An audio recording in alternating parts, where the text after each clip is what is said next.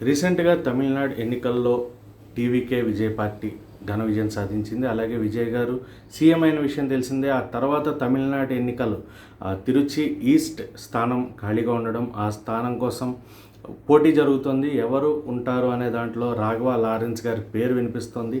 ఆయన ఎంట్రీ తథ్యం అనేదైతే తెలుస్తుంది. కాకపోతే ఏ పార్టీ తరఫున ఆయన రాబోతున్నారు, ఏ పార్టీ తరఫు నుంచి ఆయన పోటీ చేయబోతున్నారు అనేది ఆయన కూడా 2 రోజులు ఆగి చెప్తాను అంటూ చెప్తున్నారు. సో 11వ తారీఖు గురువారం నాడు ఆయన గురించి వివరణ తెలిసే అవకాశాలు అయితే ఉన్నాయి.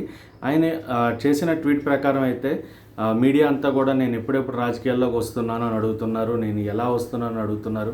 సో నా రాజకీయ ఎంట్రీ అయితే ఉంటుంది అని అంటూ ఎలా ఉండబోతుంది, ఏ పార్టీ ద్వారా ఉండబోతుంది అనేది మటుకు ఒక 2 రోజుల్లో నేను నిర్ణయించుకుని చెప్తాను అని అయితే చెప్పడం జరిగింది. సో దీనికి ప్రకారంగా మనకి చూసుకుంటే తిరుచి ఈస్ట్లో ఒక రాజీనామా చేసిన సీట్ ఏదైతే ఖాళీ ఉందో విజయ్ గారు, ఆ పార్టీ నుంచే ఆయన పార్టీ నుంచే రాఘవ లారెన్స్ని ఆయన అభ్యర్థిగా ఎంచుకొని అక్కడ పోటీ చేయమని కోరుతున్నట్టు తెలుస్తోంది. కాకపోతే రాఘవ లారెన్స్ గారు రజనీకాంత్ గారికి వీరాభిమాని, రజనీకాంత్ గారు ఎంత చెప్తే అంత అనే విధంగా ఉంటారు, రాఘవేంద్ర స్వామిని నమ్ముతారు.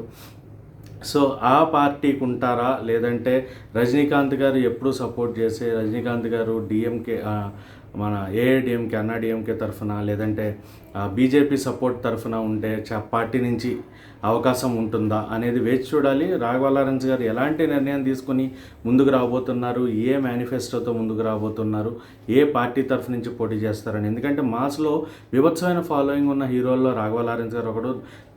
తెలుగులోనే కాకుండా తమిళ్ కెరియర్లో కూడా తమిళ్లోనే ఆయన కెరియర్ మొదలుపెట్టిన రజనీకాంత్ గారు ఆయన సపోర్ట్ చేస్తూ ఒక డ్యాన్సర్గా తీసుకొచ్చిన, తెలుగులో తర్వాత చిరంజీవి గారు సపోర్ట్ చేశారు, నాగార్జున గారు సపోర్ట్ చేశారు. సో వీళ్ళందరి పేర్లు చెప్తూనే ఆయన తెలుగు తమిళ్ ఇండస్ట్రీలో ఆయనకంటూ ఒక ప్రత్యేక mass following ఏర్పరచుకున్నారు, fan following ఏర్పరచుకున్నారు.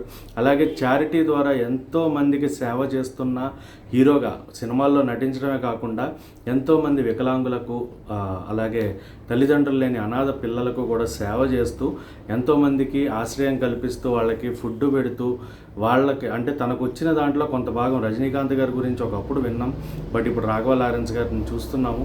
So అలా మంచి పనులు చేస్తూ ఎంతోమందికి దగ్గరగా ఉన్న రాఘవ లారెన్స్ గారు ఖచ్చితంగా ఎలక్షన్స్లో నిలబడాలి, పోటీ చేయాలి అని కోరుకుంటున్నారు.